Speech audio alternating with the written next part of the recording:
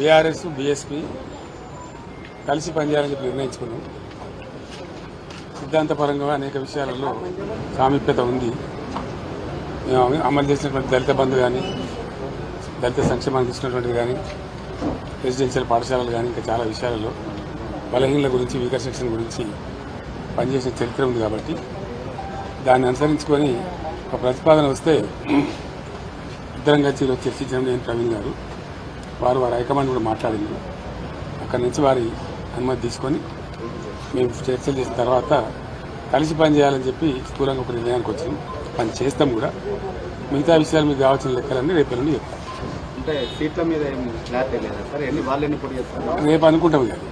ఈరోజు స్థూలంగా ఇది అయిపోయింది. బేసికల్గా ఇన్ ప్రిన్సిపల్ ఇది అయింది. తప్పకుండా కొన్ని సీట్లు వాళ్ళు పోటీ చేయాల్సిందే, కొన్ని సీట్లు మేము పోటీ చేయాల్సిందే. ఒకసారి అలయన్స్ అనుకున్న తర్వాత గౌరవప్రదంగా ఉంటుంది కదా. వీళ్ళు తెలియదు